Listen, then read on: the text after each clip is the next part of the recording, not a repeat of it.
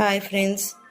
நான் இன்றைக்கி ஒரு ஃபீல் பண்ணி தான் ஒரு விஷயத்த உங்ககிட்ட ஷேர் பண்ணணும்னு நினைக்கிறேன்.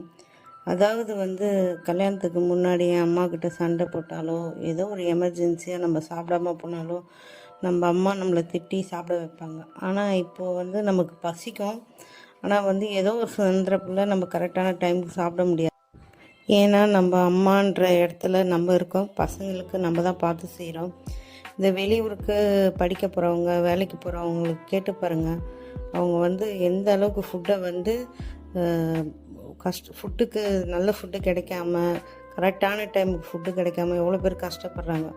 ஸோ நம்ம அம்மா கூட இருக்கிற வரைக்கும் முடிஞ்ச அளவுக்கு அம்மா எது செஞ்சு கொடுத்தாலும் சாப்பிடுங்க. எந்த அம்மாவும் குழந்தைகளுக்கு ஆரோக்கியமான ஃபுட்டு தான் செஞ்சு கொடுப்பாங்க, நல்ல ஃபுட்டு தான் செஞ்சு கொடுப்பாங்க. அவாய்ட் பண்ணாதீங்க, சாப்பிடுங்க. அவங்களே கஷ்டப்படுத்தாதீங்க. நாளைக்கு நீங்கள் வெளியில் ஒரு இடத்துக்கு போனதுக்கப்புறம் ரொம்ப ஃபீல் பண்ண வேண்டியது. சாப்பாடு ஒரு எமோஷ்னல் பாண்டிங். ஸோ அதை அவாய்ட் பண்ணாதீங்க. Thank you very much.